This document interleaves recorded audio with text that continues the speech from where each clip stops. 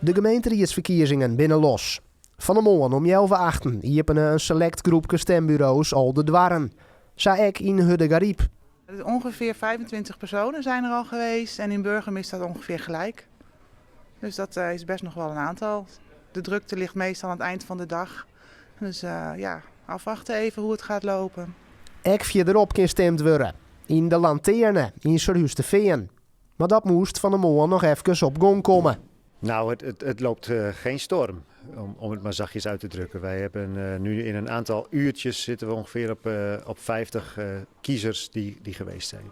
De gemeenteraadsverkiezingen binnen verspreid over 3 dagen. Likos verliezen hier, maar de Tweede Kamerverkiezings. Doen we dat vooral vanwege corona. Maar waarom nou weer? Wils er haast geen maatregels meer binnen. Nee, dat is toch om zoveel mogelijk mensen te spreiden over de dagen. En in de verwachting ook dat daardoor de totale opkomst hoger zal liggen dan 4 jaar geleden. Het is wel zo dat onze stembureauleden die achter de tafel zitten, achter een kuchscherm zitten, om toch nog een beetje afstand te houden. Mensen die dat willen, die kunnen een mondmaskertje opdoen en de handen ontsmetten. Dat wordt ook aangeboden door de gemeente en is hier gewoon voorhanden. Maar het hoeft niet. De meeste mensen die het manje op het stembureau wienen, bevoelen het goed dat die daar stemmen. Ja, ik heb Joet stemt in plaats van Weentje. Ik mijn Weentje zelf namelijk bij een stembureau zitten.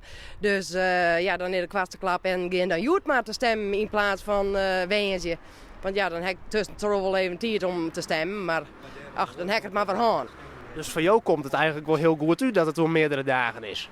Ja, want dan hier ik inderdaad me aan zitten en dan zelf met je stemmen en de jongens weer tellen moeten. Dus net dat dit heel volle tijd in beslag neemt, maar toch, het is wel even een ding was het waar mast.